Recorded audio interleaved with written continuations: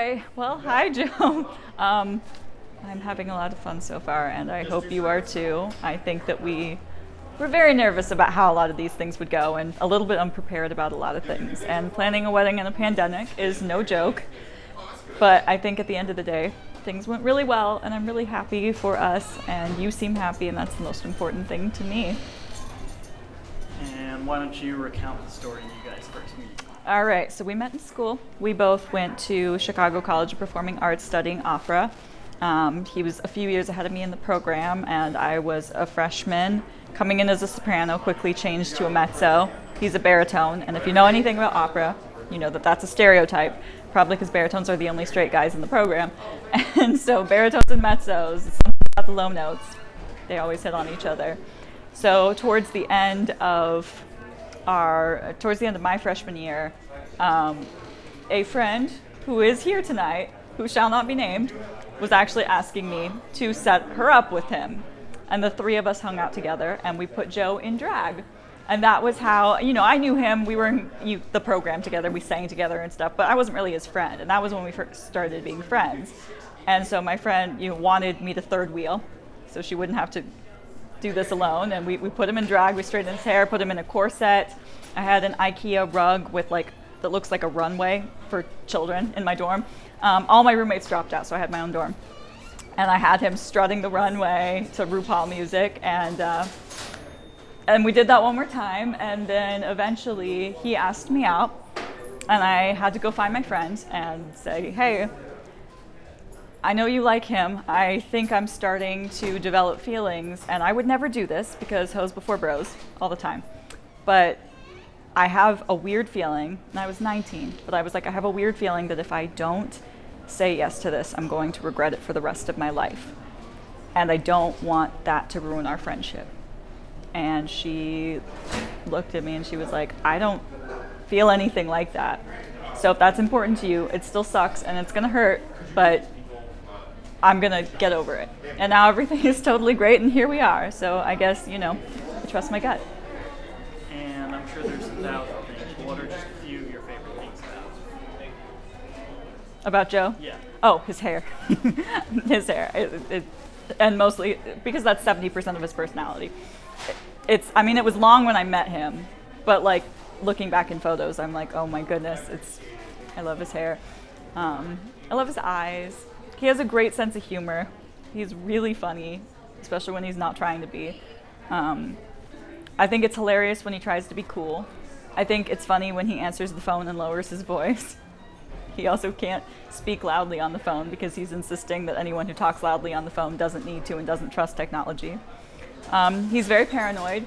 I have a lot of health problems. He's convinced that I'm going to die mysteriously from my health problems, and he's going to be framed for my murder. This is a genuine fear he has, and that because everyone thinks the husband did it, so he's fully convinced. He doesn't think he'll be convicted, but he's mad that he even would be questioned. So, but yeah, genuinely, I wouldn't admit it to him, except I am now on camera. But it's one of my favorite things. His paranoia is hilarious. He has very specific anxieties about very specific things. He gets mad when other people honk their horns in traffic, even when it's not toward him, because he had to hear it. So he will never honk the horn, even if it's a life or death situation. He's neurotic. In the absolute best way possible. And then, how have you been feeling today? More nervous, more excited?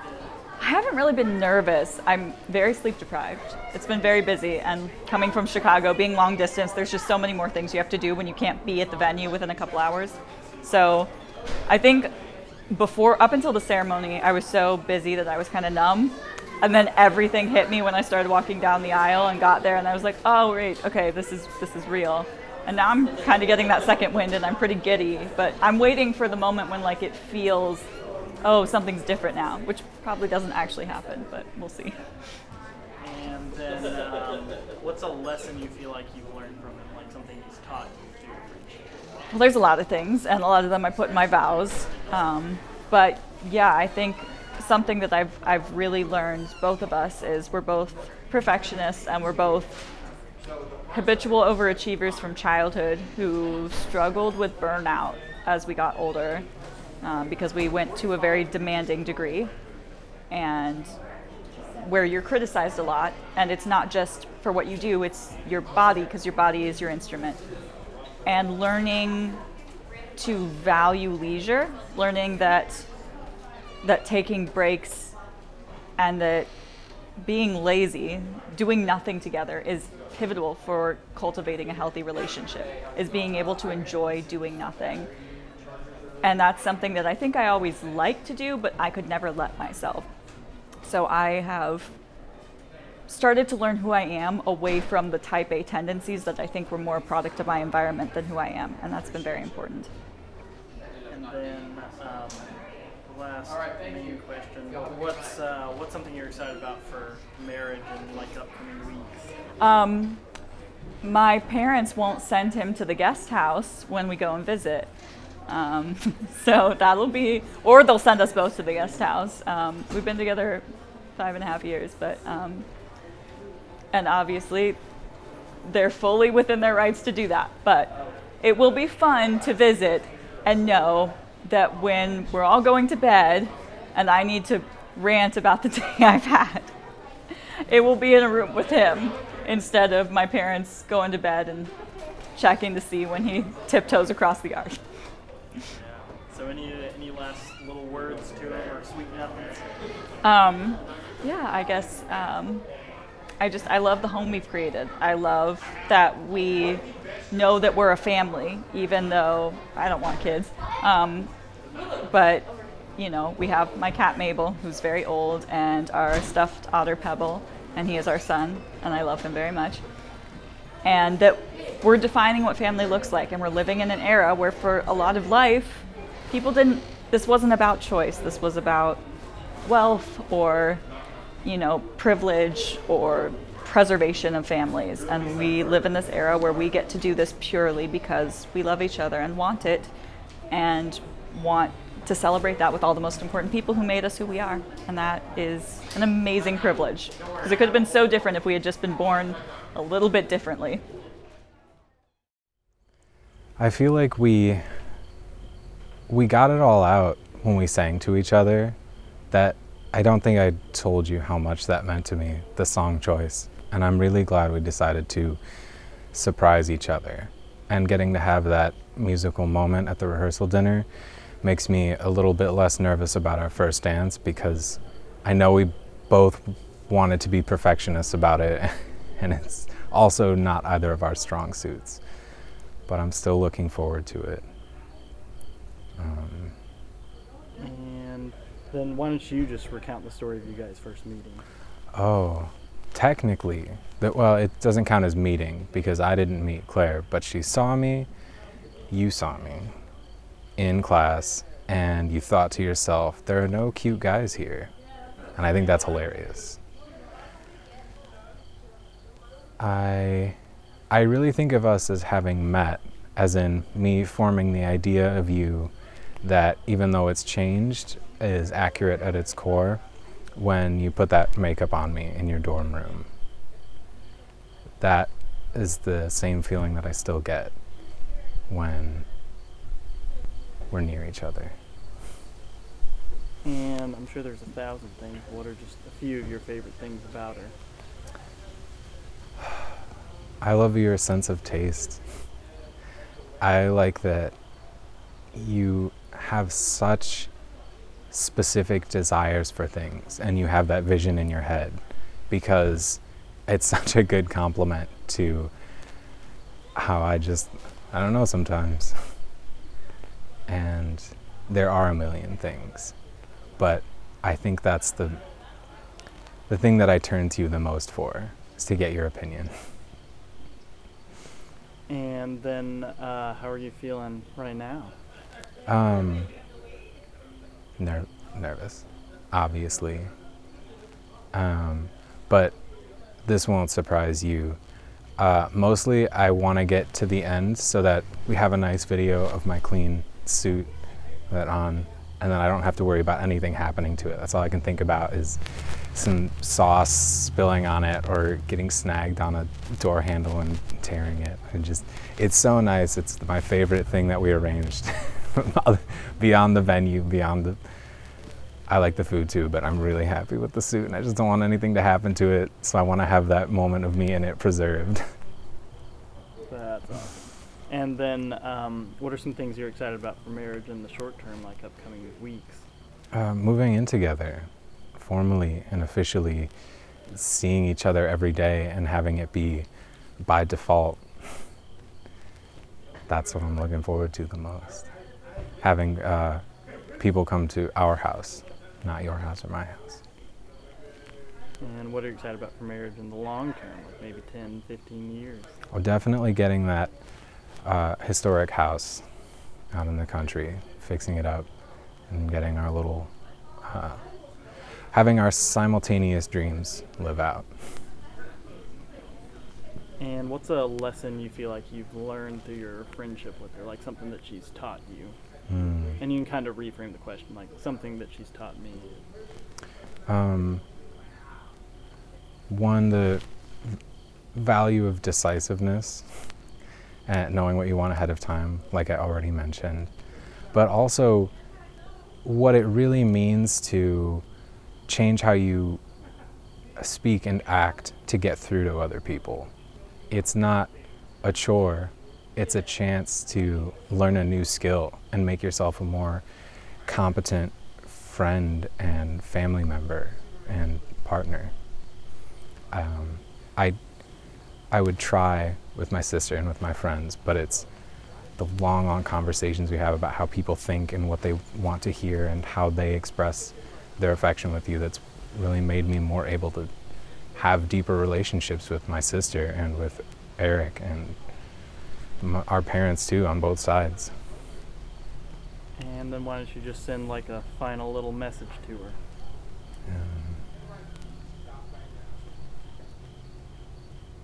Everything's going to be more than okay. It won't be exactly what we envisioned early on, but it will still be perfect. And any little last sweet nothings to say to her? No, I'm excited to keep being BBs. Hi, Claire and Joe. I'm so happy for your big day. Claire, I know that you are the luckiest girl in the world to be marrying Joe. And Joe, you are exactly the type of guy that I would have wanted for my best friend. I hope that you have a wonderful life together, and I'm so proud of you both. Love you. Hi, Claire and Joe. It's still a little weird for me to comprehend that my big sis is getting married, but I'm so happy for y'all. Congrats. I love you guys. Claire and Joe, from the first second you guys met, it was clear that you guys were soulmates. I know that if anyone is going to build a beautiful life together, it's going to be you guys. Congratulations. We all love you so much. Claire and Joe, I'm so happy for you guys. Congratulations. I know that your lives will be beautiful together, and I can't wait to see you grow and see where life takes you guys. Claire and Joe, I am so grateful that I have been able to spend this time with you guys and to get to watch you guys grow into the couple that you are. And I'm really excited to watch you guys grow further. But I'm also really grateful that you wrote that really great book where you used a word that I won't say on camera that you do use in public quite a bit. And I'm really proud of you for that, because I know that Claire would never have ever thought about bringing that one up. And that you have a toy otter that you have adopted as your child and you brought to your wedding. That's pretty epic. But most importantly, I'm really grateful that the two of you found each other, because you are a really good match. And I'm grateful that you know that it's not about being perfect, but it's about growing with one another as you become better versions of yourselves together. I love you so much. Well, Claire and Joe, I'm so excited that we're finally here. You guys have basically been married for forever now, so I'm excited that we can finally celebrate it. And I know how many obstacles you guys have really been through to get to this point. The wedding was beautiful. Seeing you two finally together was beautiful. I'm so excited, Joe, for you to finally be one of the brothers that I no longer have to carry the weight of being Dad's favorite son. You've got that now. So congratulations, you guys. The wedding was beautiful, and I can't wait to see what the rest of your life holds. All right. Hi, Joey and Claire. So, Joey, you are my oldest friends, and I remember going sledding, my mom dropping us off, and my mom was like, who the hell is this guy with my daughter? And I was like, this is a fantastic person who is going to make everyone so happy with them. And we had so much fun sledding that day, and I still remember that. And I want you to bring that much happiness that I had that day sledding with you to Claire every day. And I know there's gonna be some ups and downs, just like how there was at Beverly Hills. It wasn't the smoothest track. We had quite a few bruises that night, and I think someone annihilated a small child that night. But I want your wedding and your marriage is gonna be just as fun as that sledding night. And I love you two so much, and you two are gonna do amazing things. Eric, get off the phone. Please keep that on film. All right, I love both of you guys so much. Hello, Broseph. I am, and now, best of friendo Claire. We're here now, and I just want to say that I never had a brother. I never had any type of relationship quite like this one. And I'm very glad that you and I got to meet. You and I got to form and forge whatever this is we call a friendship, because it has made both of our lives so much better. I am super happy to be in addition to the family, to be in addition to just yours and Claire's forever life. Now I have a new brother and a new sister. So, congratulations on wherever life takes you, wherever life takes Claire, and I hope that me and you and Claire can always be a family. So, thank you. Hi Joe, hi Claire. This is gonna be more towards Joe. But do you remember when we were younger and you would spin me around like in circles and all the little games we play? Like we'd put our hands on the wall and there would be no goal besides just to have our hands on the wall for the longest time.